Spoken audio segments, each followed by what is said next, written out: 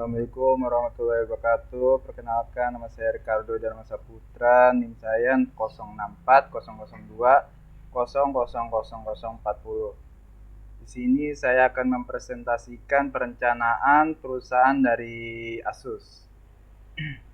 Di sini ada beberapa poin-poin yang saya akan jelaskan, yaitu pertama profil perusahaan Asus, yang kedua bisnis model kanvas, yang ketiga analisa SWOT dan TOWS, yang keempat BSC, yang kelima Web Force. Yang pertama tadi yaitu profil perusahaan. Asus Tech Computer Inc. atau yang biasa dikenal Asus adalah perusahaan yang memproduksi perangkat keras komputer.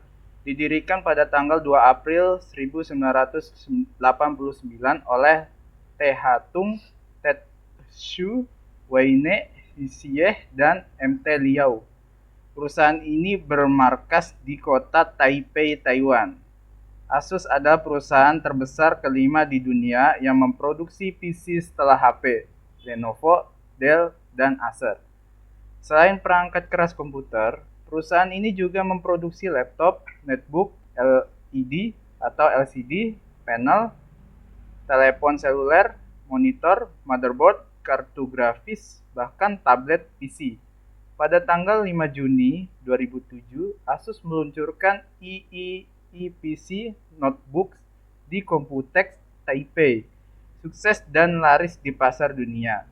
Asus mengembangkan produk EPC seperti EEBox, PC Nettop, Top sebuah perangkat komputer touchscreen, Stick sebuah perangkat nirkabel untuk digunakan dalam bermain game.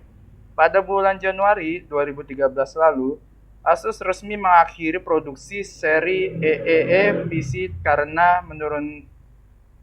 penurunan penjualan yang disebabkan oleh minat pasar yang beralih ke tablet dan ultrabook.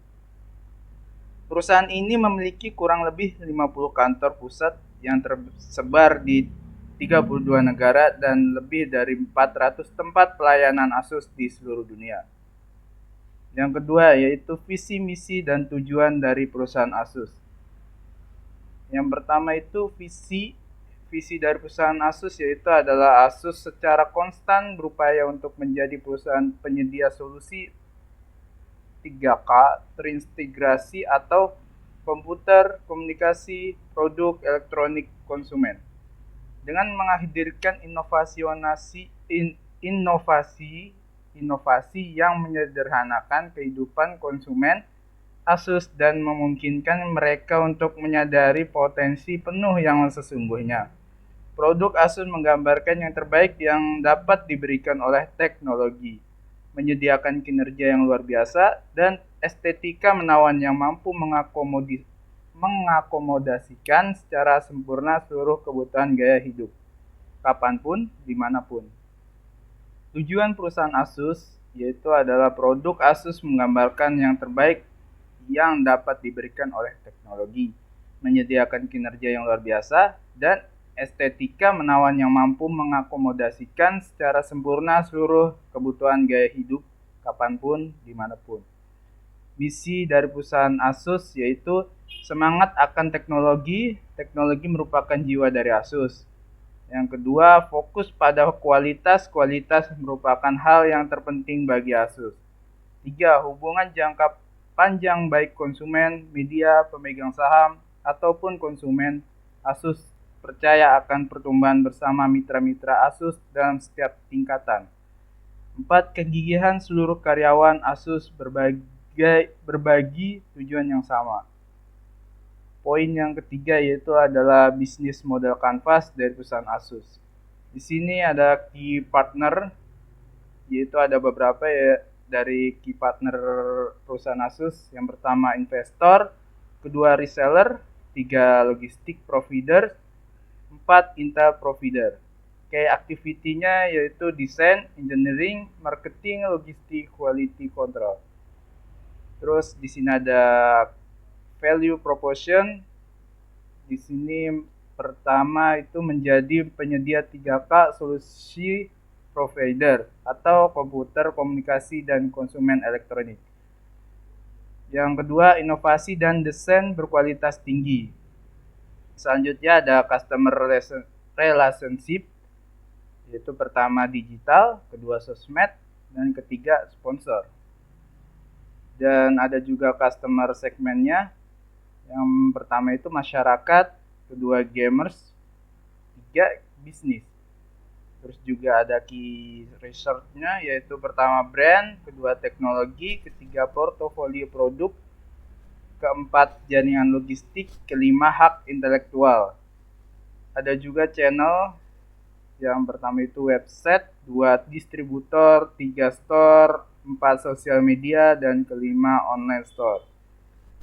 Dan ada cost strukturnya, yaitu pertama periklanan dan pemasaran, kedua staff, tiga biaya produksi, empat lisensi produk, lima logistik, dan enam pajak. Ada juga revenue stream. Yang pertama yaitu penjualan, yang kedua lisensi, tiga project. Dan poin ketiga yaitu SWOT.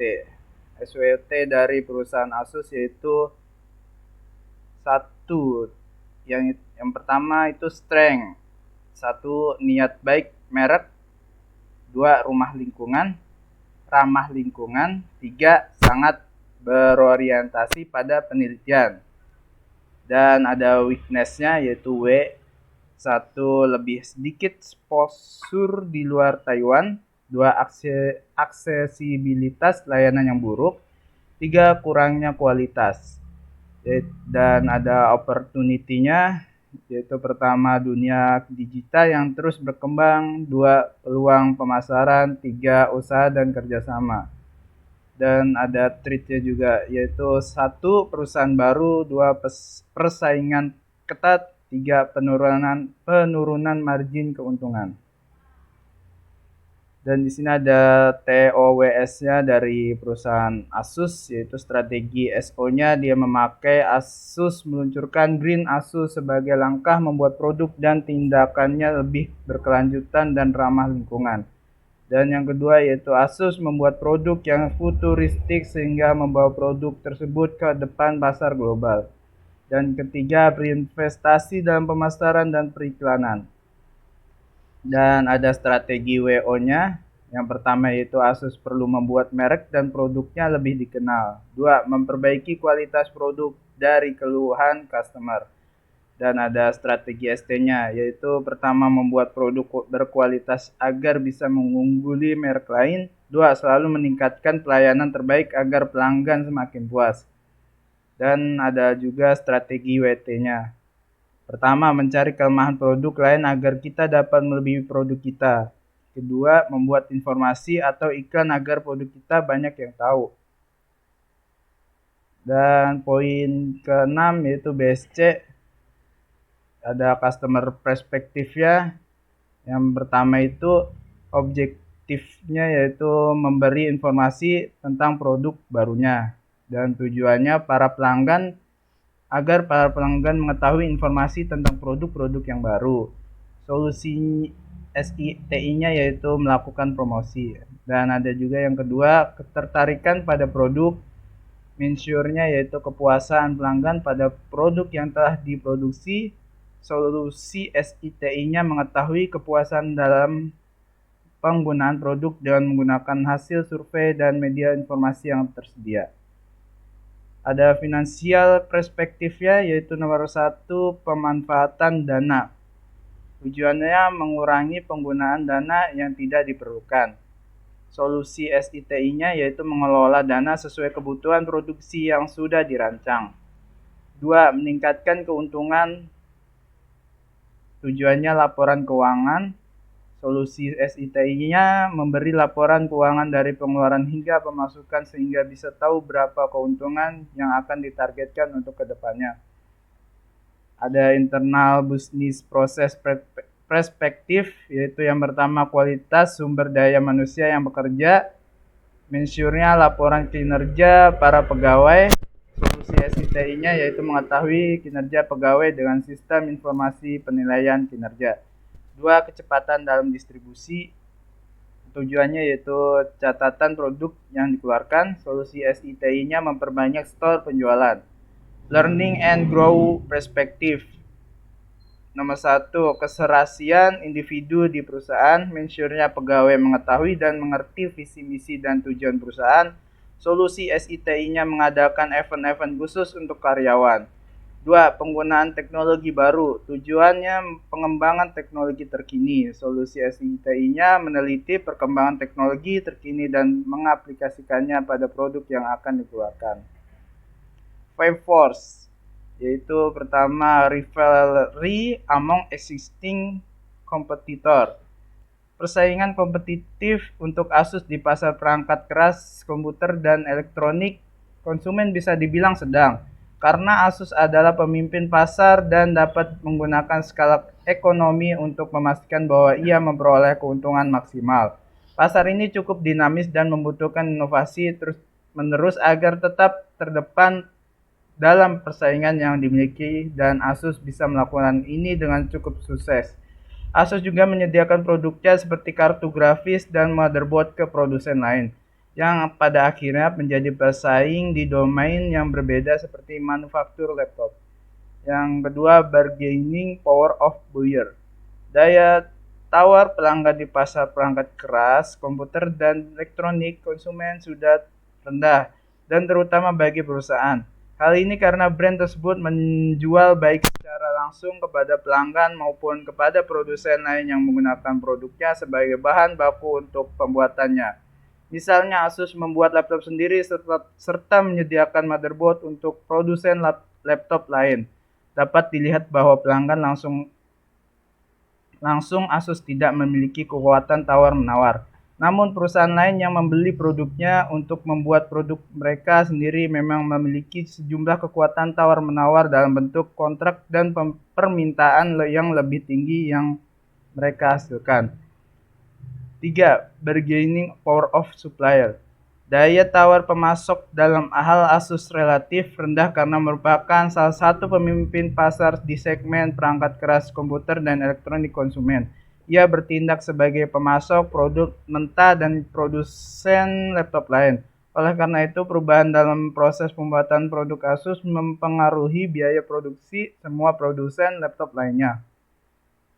Yang keempat, threat of new entrants, yaitu Asus dikenal sebagai motherboard terbaik di dunia dan produsen komputer pribadi berkualitas tinggi. Mereka juga memproduksi monitor berkualitas tinggi, router, kartu grafis, dan solusi teknologi lainnya. Mereka juga memiliki benteng yang sangat baik dalam merek game sebagai salah satu dari 3 vendor notebook konsumen teratas. Mereka memiliki pangsa pasar yang signifikan.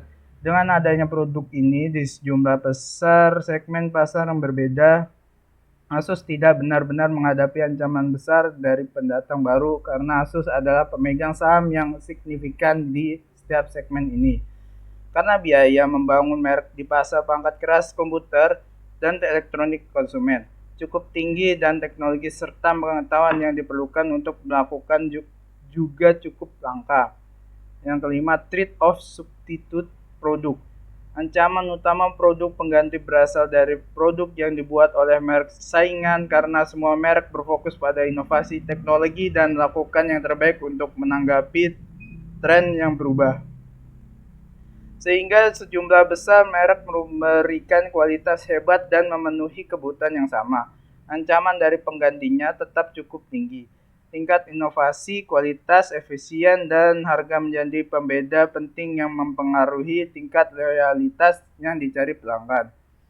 Sekian dari presentasi saya. Bila ada kesalahan kata, mohon dimaafkan. Terima kasih.